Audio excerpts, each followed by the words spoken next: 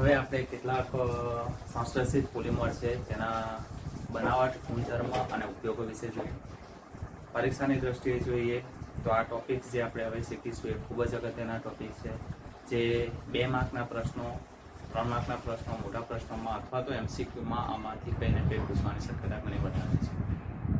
તો હવે પહેલું આપણે જે સંશ્લેષિત પોલિમર છે, સંશ્લેષિત પોલિમરમાં ટેટ્રાફ્લોરો પોલીટેટ્રાફ્લોરો ઇથિન જોઈશું.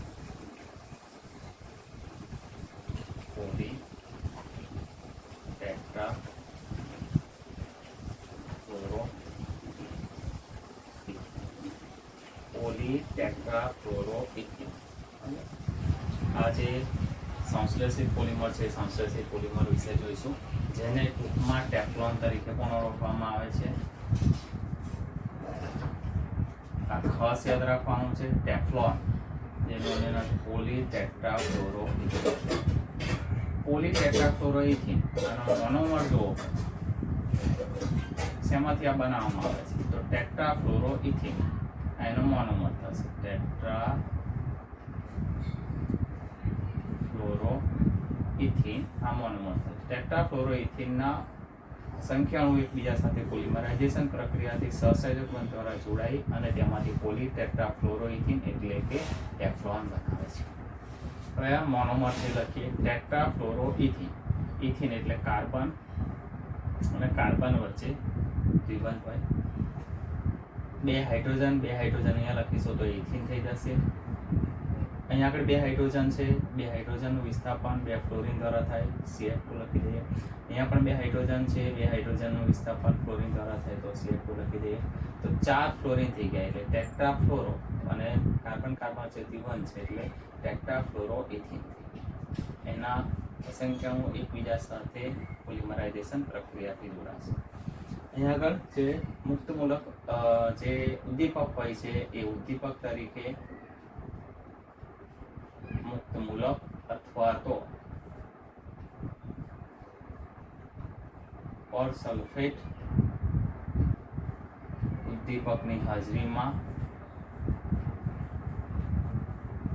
ઊંચા દબાણે તેને ગરમ કરતા તેમાંથી પોલિમર મળે છે, પોલીટેટ્રાફ્લોરોઇથિન. અહીંયાથી બંધ છે, બંધ તોડી નાખવાના. CF2 વચ્ચે એક બંધ થઈ ગયો.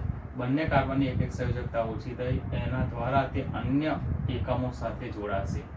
આવા અનેક એકમો એકબીજા સાથે જોડાય છે એટલે બહાર આપણે N લખીશું, અને જે બને છે પોલીટેટ્રાફ્લોરોઇથિન, જે ટેફલોન તરીકે ઓળખાય છે. એટલે આ રીતે પોલીટેટ્રાફ્લોરોઇથિન ટેફલોન છે. ટેફલોનની આપણે બનાવટ કરી શકીએ છીએ. ટેફલોન છે, ટેફલોન રાસાયણિક રીતે નિષ્ક્રિય છે.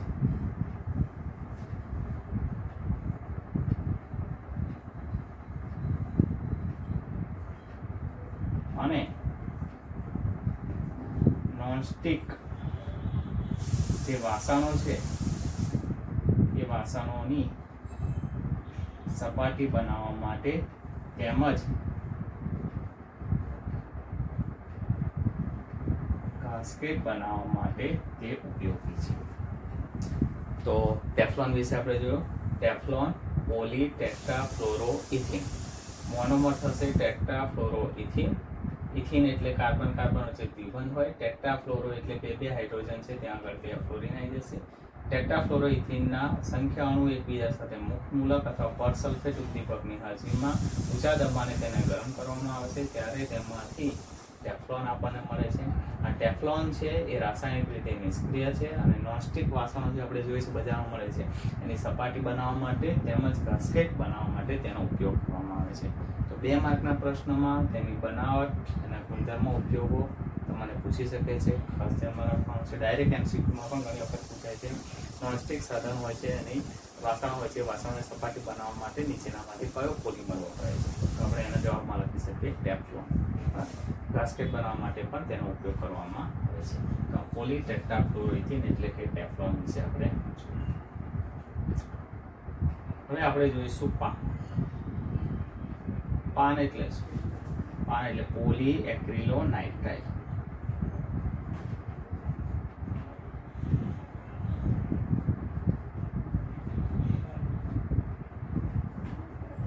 પોલી એક્રિલોનાઇટ્રાઇલ, એનો મોનોમર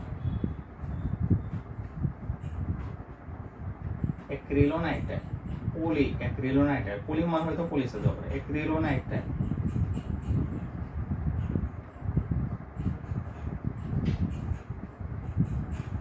એક્રિલોનાઇટ્રાઇલ શું થઈ ગયું? એનો મોનોમર. એક્રિલોનાઇટ્રાઇલ છે એને બીજા નામે ઓળખવામાં આવે છે વિનાઇલ સાયનાઇડ.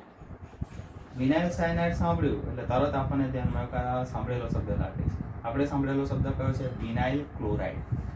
વિનાઇલ ક્લોરાઇડમાંથી જે પોલિમર બને છે poly vinyl chloride, PVC.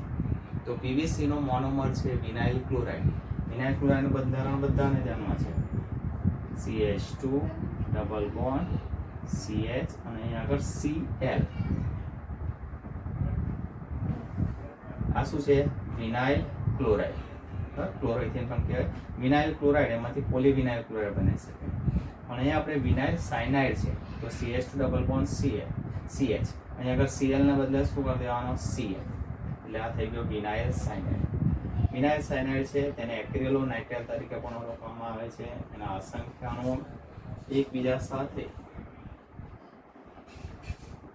યુક્સિલ polymerisation પ્રક્રિયાથી જોડાય છે.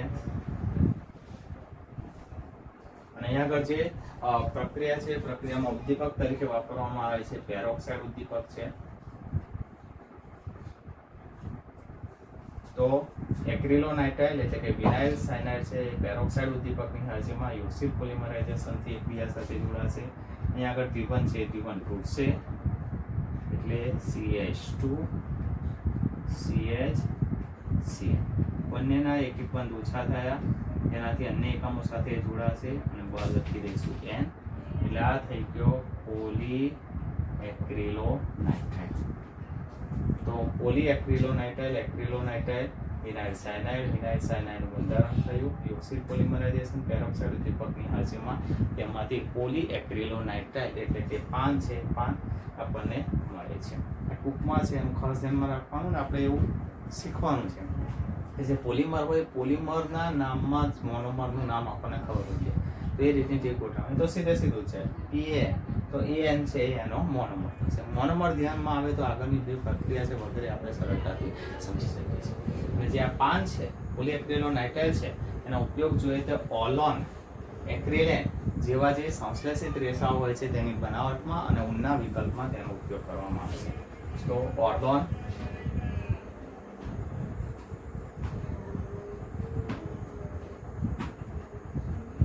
એક્રિલેન જેવા જે સંશ્લેષિત રેસા હોય છે તેની બનાવટમાં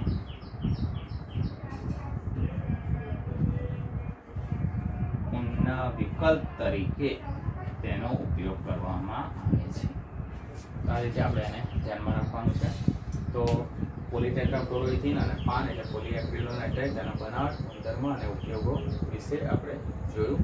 પરીક્ષાની દ્રષ્ટિએ પણ આ અગત્યના ટોપિક છે. લખીને તૈયાર કરવા, જોઈને તો ખબર પડી જશે કે આવું આવે છે, પણ એના જે ઉદ્દીપક છે એ ધ્યાનમાં રાખવાનું. એની બનાવટની જે પ્રક્રિયા છે એના ગુણધર્મ અને ઉપયોગો વગેરે છે એ પણ આપણને ધ્યાનમાં લેવા જોઈએ. MCQમાં ડાયરેક્ટ તમને આ પ્રશ્ન પણ પૂછી શકાય છે.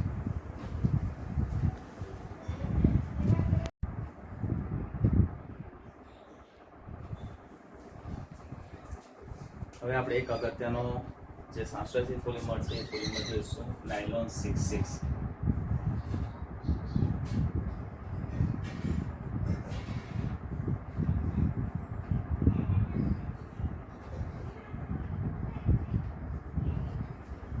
એક્ઝામ પરીક્ષાની દ્રષ્ટિએ જુઓ તો નાયલોન 66 મોસ્ટ ટાઈમથી ટોપિક છે. બોર્ડ એક્ઝામમાં પણ પૂછાઈ ગયો છે કે નાયલોન 66 છે તેના બનાવટ, ગુણધર્મ અને ઉપયોગો છે તે લખો. ટૂંકનો જ લખો નાયલોન 66 એવી રીતે પણ પ્રશ્ન પૂછાઈ ગયો છે. MCQમાં પણ આ ટોપિકનો ઉલ્લેખ આવી ગયો છે. એટલે એક્ઝામ પરીક્ષાની દ્રષ્ટિએ જોઈએ તો નાયલોન 66 છે ખૂબ જ અગત્યનો ટોપિક છે. નાયલોન 66 બોલીએ એટલે તરત આપણને ધ્યાનમાં આવવું જોઈએ કે આ પોલીએમાઇડ વર્ગનો પોલિમર છે.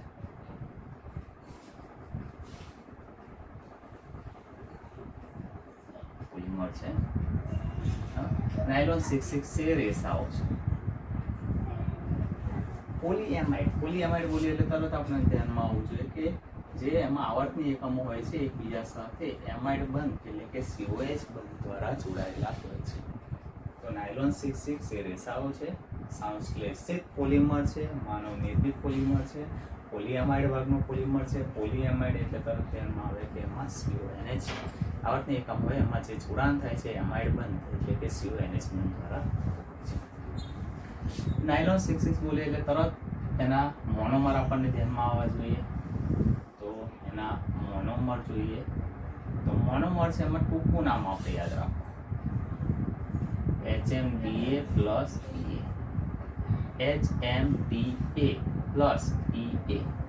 HMDA એટલે શું? હેક્સામિથિલિન ડાયએમાઇન ને EA એટલે કે એડિપિક એસિડ.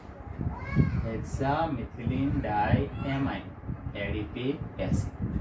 હેક્સામિથિલિન ડાયએમાઇન એનું બંધારણ શું આવે? હેક્સામિથિલિન મિથિલિન હેક્સા એટલે 6 વખત.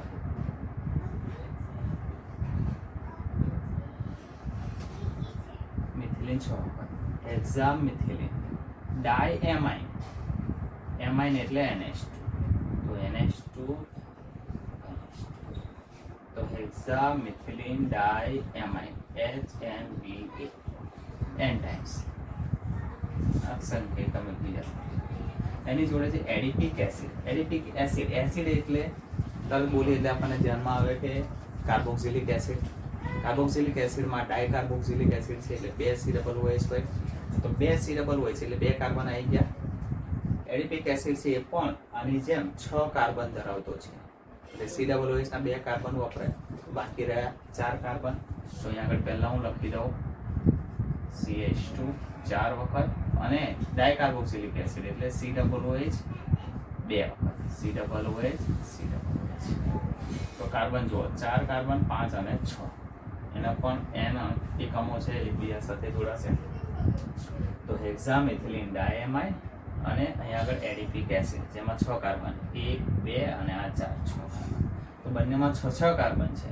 તો જે નાયલોન છે નાયલોન 66 છે એમાં રહેલા બંને મોનોમરમાં 6 કાર્બન હોવાથી તેને નાયલોન 66 તરીકે ઓળખવામાં આવે છે. એ આપણે 6 કેમ લખ્યું તો કે બંને મોનોમર હેક્સામિથિલિન ડાયએમાઇન એમાં પણ 6 કાર્બન છે અને એડિપિક એસિડ છે એમાં પણ કેટલા કાર્બન છે? 6 4 અને 5 અને 6. તો બંને મોનોમરમાં 6 કાર્બન હોવાથી બનતો જે પોલિમર છે જેને નાયલોન કહે છે એને નાયલોન 66 તરીકે ઓળખવામાં આવે છે. તો હેક્સામિથિલિન ડાયએમાઇન અને એડિપિક એસિડ બંને એકબીજા સાથે સંઘનન પોલિમરાઇઝેશન પ્રક્રિયાથી જોડાય છે. 553 કેલ્વિન જેટલું તાપમાન છે અને દબાણ હેઠળ પ્રક્રિયા કરવામાં આવે છે. તેમાંથી આ બંને મોનોમર જોડે અને પોલિમર બને છે. જોડાણ કઈ રીતે થશે? અને પહેલા સંઘનન પોલિમરાઇઝેશન પ્રક્રિયા હોય છે એમાં 2 મોનોમર છે એકબીજા સાથે જોડાતા હશે ત્યારે પ્રક્રિયા દરમિયાન પાણી, આલ્કોહોલ, હાઇડ્રોજન ક્લોરાઇડ જેવા અણુઓ છે એ શું કરે છે? ઘુમાવે છે. એટલે એ પ્રક્રિયા હોય છે એને સંઘનન પોલિમરાઇઝેશન પ્રક્રિયા કહેવામાં આવે છે. તો અહીંયા આગળ પાણીનો અણુ ઘુમાવશે. પાણીનો અણુ કઈ રીતે ઘુમાવશે? તો આ NH2 છે તેમાંથી હાઇડ્રોજન અને COOH માંથી OH. તો આ OH અને H ભેગા થઈને H2 બનાવે. બીજી વસ્તુ ધ્યાનમાં રાખવાની કે પોલિમર લખતા હોઈશું ત્યારે NH2 છે એમાંથી હાઇડ્રોજન જશે તો બીજા NH2 છે એમાંથી પણ કયો પરમાણુ ઘુમાવશે? હાઇડ્રોજન. અહીંયા આગળ COOH છે એમાંથી OH જશે તો અહીંયા પણ COOH છે એમાંથી શું જશે? OH જશે. તો જે NH2 છે એમાંથી હાઇડ્રોજન જશે અને બંને COOH માંથી OH જશે તો OH અને H ભેગા થઈને H2 બનાવશે. આવા અસંખ્ય મોનોમર એકબીજા સાથે જોડાય છે એમાઇડ બંધ દ્વારા અને એમાંથી પાણીના અણુઓ પણ શું થશે? ઘુમાવતા થશે. તો પાણીના અણુ ઘુમાવશે તો અહીંયા આપણે -NH2O કરીને પણ લખી શકીએ છીએ અને નિપજમાં +H2O કરીને પણ લખી શકીએ છીએ. N એટલા માટે લખ્યું કે અનેક એકમો એકબીજા સાથે જોડાશે ત્યારે H2O ના અનેક એકમો એ શું કરશે? ઘુમાવશે. હવે પોલિમર લખવો છે. પોલિમર લખવામાં ભૂલ પડતી હોય તો આપણે ધ્યાનમાં રાખીશું. પહેલા કૌંસ કરી દો પછી બંધ બતાવો. NH2 છે એમાંથી એક હાઇડ્રોજન કાઢી નાખો એટલે શું થશે? NH જોડે લખશો તોય વાંધો નહીં અને NH આ રીતે લખો તોય વાંધો નહીં. તો એક હાઇડ્રોજન ઓછો કર્યો એટલે NH લખ્યું. CH2 છે કેટલી વખત? 6 વખત. તો CH2 છે 6 વખત લખી દીધું, ફરીથી બંધ. આ NH2 છે આમાંથી હાઇડ્રોજન ઓછો કરવાનો એટલે અહીંયા ફરીથી NH લખો. NH થયો, આનું જોડાણ થશે આની સાથે એટલે અહીંયાથી H ગયો એટલે NH લખી દીધો. COOH માંથી OH જશે એટલે અહીંયા આગળ બાકી રહેશે CO બાકી રહેશે. CO એ કાર્બોનિલ સમૂહ છે એટલે આપણે આ રીતે લખી શકીએ. તો CO લખી દીધો. પછી CH2 કેટલી વખત છે? 4 વખત છે તો CH2 છે 4 વખત લખી દીધું. અને આ COOH માંથી પણ OH જશે એટલે બાકી રહેશે C=O.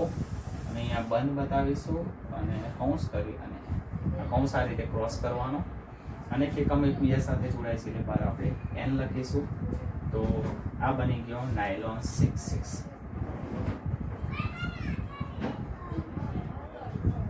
અને સંશ્લેષિત પોલિમર છે નાયલોન 66. તમને ડાયરેક્ટ આ બંધારણ પણ MCQ માં પૂછી શકાય છે. નીચેનામાંથી કયું બંધારણ નાયલોન 66 છે તો તે પણ તમને ધ્યાનમાં હોવું જોઈએ. તો આ નાયલોન 66 છે, એના મોનોમર છે. મોનોમરના આધારે પોલિમર કઈ રીતે લખવાનું તે આ તાપમાન છે. તાપમાન આપણે અહીંયા આગળ યાદ રાખવું. હવે આના ગુણધર્મો જોઈએ.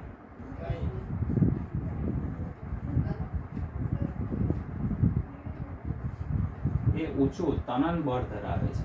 ઊંચું તનન બળ એટલે તણાવ શક્તિ ધરાવે છે. આ રેસાઓ છે એટલે એની તણાવ શક્તિ ખેંચાણ ક્ષમતા એની પ્રમાણમાં કેવી હોય છે? સારી હોય છે, સંશ્લેષિત રેસાઓ હોવા છતાં પણ. આ ઊંચું તનન બળ ધરાવે છે એનું કારણ જે આપણે ચકાસીએ ત્યારે કારણ ધ્યાનમાં આવે છે કે તેમાં જોવા મળતો હાઇડ્રોજન બંધ. હાઇડ્રોજન બંધના કારણે તેની જે તણાવ શક્તિ હોય છે, તનન બળ હોય છે, એ પ્રમાણમાં કેવું હોય છે? ઊંચું હોય છે. આ હાઇડ્રોજન બંધના કારણે જ આ પોલિમર છે, પોલિમરની શૃંખલાઓ એકબીજા સાથે જોડાય છે અને તેમાં સ્ફટિકમય ગુણધર્મ દાખલ થાય છે.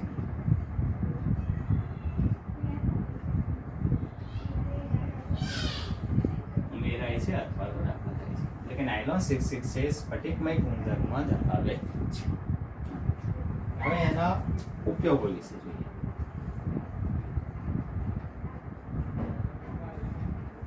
તો ઉપયોગો જે પોલિમર હોય છે, પોલિમરના પતરા બનાવવા માટે તેનો ઉપયોગ કરવામાં આવે છે. બ્રશ છે એ બ્રશ માટેના જે દાંતા રેસાઓ હોય છે એ તરીકે પણ તેનો ઉપયોગ કરવામાં આવે છે. એ ઉપરાંત રેસા છે એટલે કાપડ છે, એ કાપડની બનાવટમાં પણ તેનો ઉપયોગ કરવામાં આવે છે. તો આ ગુણધર્મો અને એના ઉપયોગો થાય. તો આ બનાવટ, ગુણધર્મ અને એના ઉપયોગો થયા. આ શબ્દો છે આપણા વાક્યમાં આવી જવા જોઈએ. વાક્યને આ શબ્દો આવી જશે તો વાક્યને આપણી રીતે ગોઠવી શકીએ છીએ. આ શબ્દો વગરના વાક્યનો અર્થ નથી. વાર્તા લાંબી કર્યા કરો પણ આ શબ્દો ના આવે એ પણ ચાલશે નહીં. તો ફરીથી એકદમ ઝડપથી આપણે જોઈ લઈએ. નાયલોન 66 પોલિએમાઇડ વર્ગનું પોલિમર છે. નાયલોન 66 એ સંશ્લેષિત રેસાઓ છે. પોલિએમાઇડ એટલે આવર્તની એકમ હશે, એમાં એમાઇડ બંધ દ્વારા તેનું જોડાણ થતું હોય છે. બહુ જ અગત્યનું નાયલોન 66 છે. એમાં કયા મોનોમર એકબીજા સાથે જોડાયેલા હોય છે? તો HMDA અને E. આ ખાસ ટૂંકમાં યાદ રાખવાનું છે. HMDA એટલે હેક્સામિથિલિન ડાયએમાઇન અને E એટલે એડિપિક એસિડ. હેક્સામિથિલિન, મિથિલિન હેક્સા 6 વખત, ડાયએમાઇન એટલે 2 વખત એમાઇન. એડિપિક એસિડ, એસિડ એટલે COOH. નાયલોન 66 છે એટલે બંને મોનોમરમાં 6 કાર્બન જોઈએ તો હેક્સામિથિલિનમાં તો 6 આવી ગયા. બીજો મોનોમર છે એડિપિક એસિડ, એમાં પણ 6 કાર્બન જોઈએ તો 2 COOH છે એટલે 2 કાર્બન થઈ ગયા. બાકી રહ્યા 4 કાર્બન એટલે વચ્ચે CH2 કેટલા લખી ગયા? 4 એટલે એનું બંધારણ થઈ ગયું. એને અણુઓ છે એકબીજા સાથે સંઘનન પોલિમરાઇઝેશન પ્રક્રિયા. સંઘનન પોલિમરાઇઝેશન પ્રક્રિયા એટલે માટે કહેવામાં આવે છે કે આ મોનોમર એકબીજા સાથે જોડાશે ત્યારે એક મોનોમરનો હાઇડ્રોજન અને બીજાનો OH ભેગા મળીને પાણીનો અણુ બનાવે છે. એટલે આ પોલિમરાઇઝેશન પ્રક્રિયા છે તે થશે સંઘનન પોલિમરાઇઝેશન પ્રક્રિયા. આ મોનોમર છે તેને 553 કેલ્વિન તાપમાને અને દબાણ હેઠળ તેને ગરમ કરતા આ એકમો છે, એકમો પાણીનો અણુ ગુમાવશે અને તેમાંથી નાયલોન 66 બને છે. બનાવટમાં એક બહુ જ અગત્યનું ધ્યાનમાં રાખવાનું છે. NH2 માંથી હાઇડ્રોજન ગયો તો બીજા NH2 માંથી પણ હાઇડ્રોજન જશે. એક COOH માંથી OH ગયો તો બીજા COOH માંથી પણ OH ગયો. તો NH2 માંથી હાઇડ્રોજન ગયો એટલે NH લખ્યું. CH2 છે 6 વખત લખ્યું. NH2 માંથી હાઇડ્રોજન કાઢ્યું એટલે NH લખ્યું. COOH માંથી OH ગયો એટલે COO લખ્યું. CH2 4 ટાઈમ્સ લખ્યું. COOH માંથી OH ગયો એટલે C11O અને 12 લખી દીધું. નાયલોન 66 ગુણધર્મો જોઈએ તો ઊંચું તનન બળ ધરાવે છે. તેનું કારણ કે એમાં રહેલા હાઇડ્રોજન બંધ છે અને પોલિમરની શૃંખલાઓ એકબીજા સાથે જોડાય છે તો એમાં સ્ફટિકમય ગુણધર્મ તેમાં શું થાય છે? ઉમેરાય છે. અને તેના ઉપયોગો વિશે જોઈએ તો એનો ઉપયોગ છે પતરા બનાવવા માટે, બ્રશ માટેના દાંતા બનાવવા માટે, અને કાપડ હોય છે કાપડની બનાવટમાં આ નાયલોન 6 છે તે સંશ્લેષિત પોલિમર એટલે કે રેસાઓનો ઉપયોગ કરવામાં આવે છે. પરીક્ષા એક્ઝામની દ્રષ્ટિએ આ ચેપ્ટરમાં આ ટોપિક છે મોસ્ટ આઈએમપી ટોપિક છે, ખાસ લખીને તૈયાર કરવો જરૂરી છે.